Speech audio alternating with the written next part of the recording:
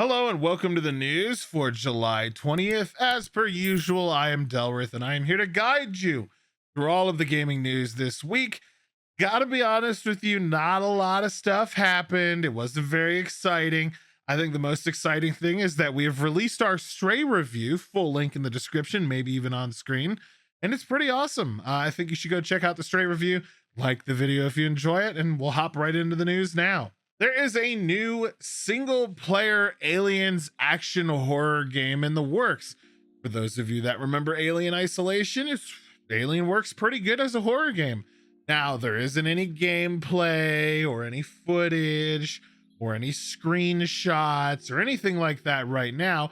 That apparently is coming on July 21st or a little bit later than that, but it has been announced and there will be a Alien horror game. And this is good. It's not going to be an action game.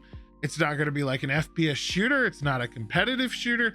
It's going to be a good old die in a locker and sadness alien horror game, and I'm down for it. I will cover this more, of course, when more information comes out. We might do a sit down talk about and really compare the last few Aliens games, maybe with Godfoot and Maxxii, but it's definitely going to be a nice change of pace for the Aliens franchise. It will be on Unreal Engine 5. And it has an original story that takes place between Alien and Aliens, where a battle-hardened veteran has a vendetta against the xenomorphs. Now, does that mean we're going to get like a Dead Space sort of alien horror game? We don't know, but it is a horror-themed game, and I'm looking forward to it, especially since the company that develops the game or will be developing the game is Survios, and they usually work on VR titles. They're behind Creed: Rise to Glory. So maybe we'll even get VR integration. We can only hope. It'll be nice to go to a new Aliens game that actually tries to scare the pants off of you, and I look forward to knowing more in the future. For those of you that don't know, TennoCon happened, Digital Extreme's Warframe event. They basically announced that Steve was going to be stepping down and Rebecca Ford was going to be stepping in as creative director for Warframe, because Steve and a few other developers are going to be moving on to a fantasy version of Warframe called Soulframe. Now, there's not a lot to be known about it yet. There is a trailer that will be linked in the description down below and obviously playing on the screen a little bit during this article. But it does look like they're basically going to take exactly what Warframe is and put it into a fantasy setting. There's not a lot of details about it. It genuinely looked like a spin-off of Warframe, and I wouldn't be surprised if we see the same sort of monetization, if we get heavy melee attacks and light melee attacks instead of a lot of shooting, and pretty much just get a sort of Elden Ring. I think a lot of people were calling it Elden Frame, and it definitely gave me those vibes. We'll have to wait and see more as far as what is going to be happening inside the universe of Soulframe and how the game's mechanics are going to work. But the game's theme was described as nature and humanity colliding, with the ideas of a restoration and exploration being the focuses of it. But hey, you know what? Warframe was a great game. Took a while to get going. Digital Extremes really found their stride recently. Personally, my opinion is that the game went too far into metrics as of late, and is more about getting players to spend 100 hours a month in the game rather than, just enjoying themselves a couple hours a day and then logging out like most games are doing.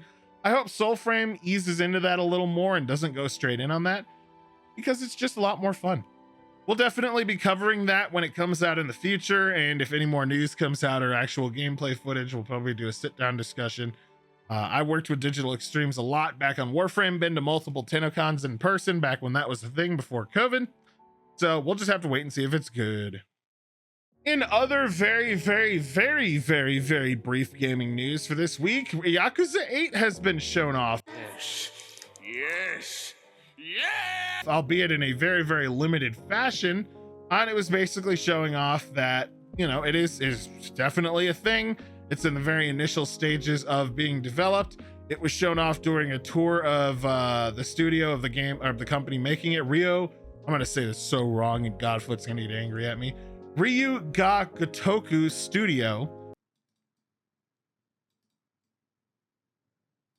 Ryuga Gotoku. And they basically showed off the fact that Ichiban's hair is back to the way it's supposed to be, since he didn't get it screwed up at the barbers this time. Personally, I think that the hair, as you'll see in the beautiful background that Maxxii has thrown up, needs to be a bit different. And if you're on Spotify listening to this, obviously you might have to go check it out for yourself on Google. But you can see that his hair is back to the way that he wanted it to be, that the developers intended it to be. Although personally, I believe that his hair should be the big poofy thing that he became known for in Yakuza Like a Dragon. It's unclear if they're going to call it Yakuza 8 or Like a Dragon 2. But hey, we'll know more about it in the future. It's good to see that it's actually getting streamlined and produced now, and there's a whole studio pumping into it, and it's actually getting some major progress. We don't know how far in it is, but I'm excited for it. I like the Yakuza series. And when Godfoot found out about it, he started going, yes, like he normally does. So, hey, Yakuza 8, awesome. In other gaming news, PlayStation Plus is getting over 50 free games from Ubisoft. That is right. Ubisoft is going to be giving them the entire Assassin's Creed franchise, among other things. And I think this is just an all-around good thing. Now, a lot of people like to compare PlayStation Plus to Microsoft Game Pass, but I think that's a little unfair, as Game Pass has been out for several years now and PS Plus has just started rolling out games. I think any amount of value added to the PS Plus Game Pass thing is going to be better for consumers overall. And this is just overall a win. Honestly, one of the biggest things I forgot to mention in the Stray review is that Stray is part of PlayStation Plus, and you can play Stray for free essentially if you have PlayStation Plus, which is something I 100% suggest you do. But more stuff on there is always good. There's no negative to this. Keep it coming. I want to see it compete with Microsoft's Game Pass and Xbox Game Pass and PC Game Pass and all that other stuff. This is good for the consumer. There's a full list here in the link down below. Click it if you want to. Let me know what you think about Game Pass. And we're moving on.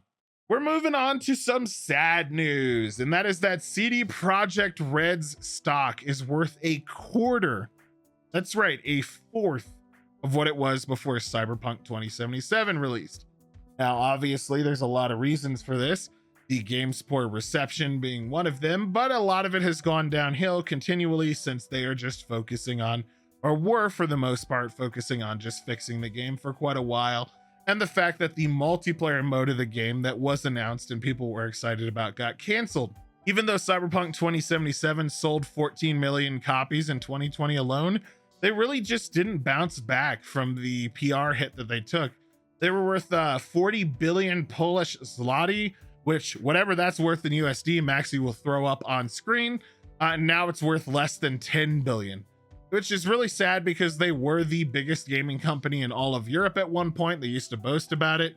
And, you know, things like the game being so bad and so humiliatingly awful that Sony removed it from the PlayStation Store definitely contributed to the stock bombing and people losing a lot of money. It'll be interesting to see if CD Projekt Red can bounce back from this. I don't think they will ever come back as strong as they used to be. I think people are definitely going to just stop giving them the benefit of doubt anymore. And I think that they're going to have to definitely earn that position back that people had with The Witcher, because it takes a very long time to build trust up in people, but it only takes one screw up to basically tear it all down. And even though Witcher 3 was a fantastic game and Blood and Wine and all that other stuff, everything Witcher related was super great recently, Cyberpunk let a lot of people down. And even thinking about it now, I just get sad.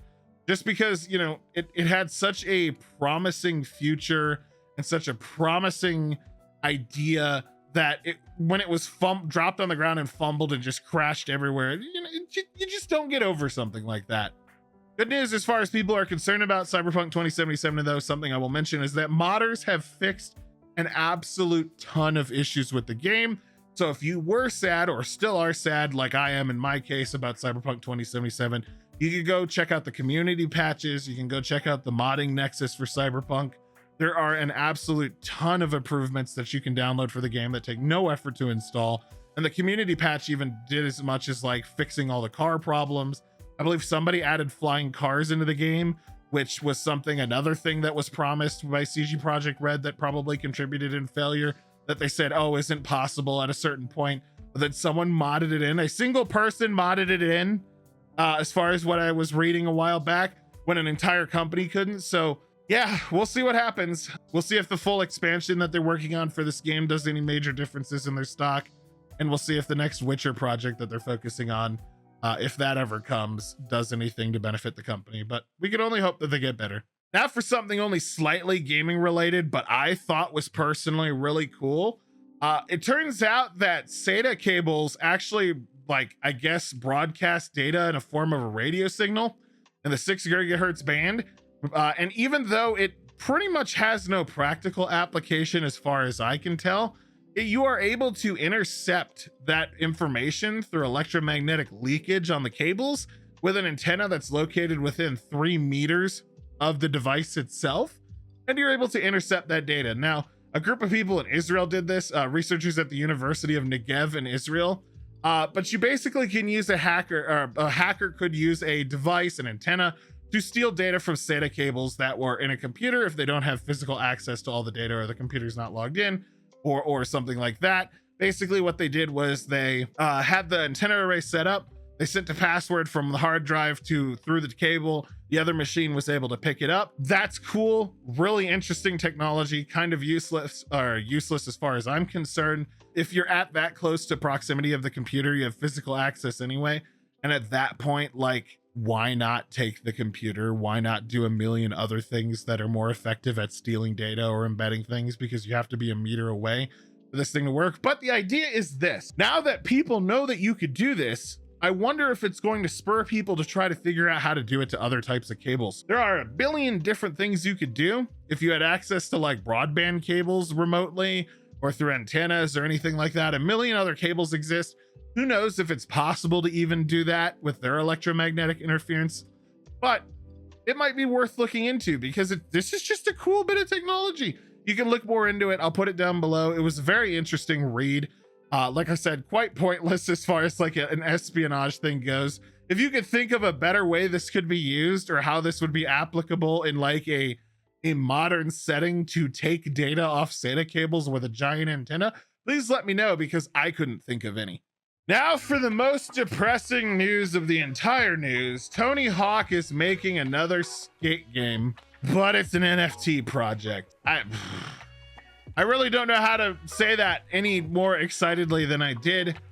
So Tony basically is going to build the biggest skate park in the metaverse with the virtual world, the sandbox, and the NFT platform Autograph.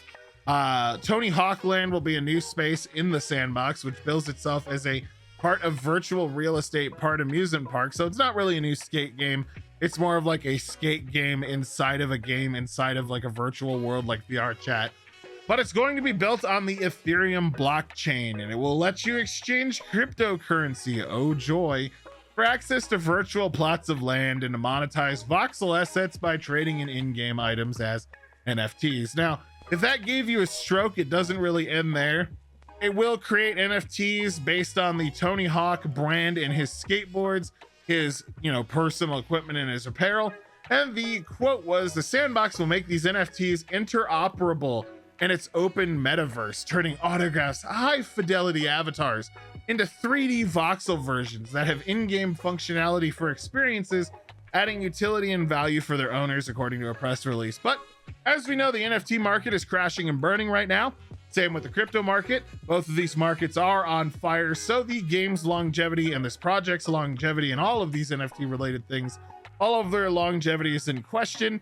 It's hard to say that if this is just a cash grab that he was put up to do and offered a ludicrous amount of money to be involved in and doesn't really understand what NFTs are, or if this will be something that manages to survive the burnout on everything.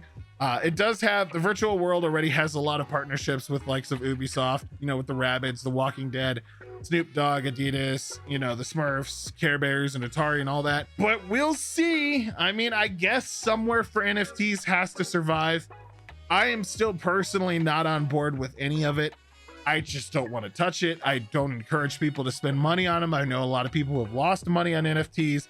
I've watched the value of them plummet literally thousands of percent in the last 6 months. But if it ends up being really well regulated and well taken care of, who knows? Maybe it'll be cool. Anyway, that's going to be it for this video. Thank you so much for watching. And until the next video, this is Delrith, and I'll be seeing you. Bye.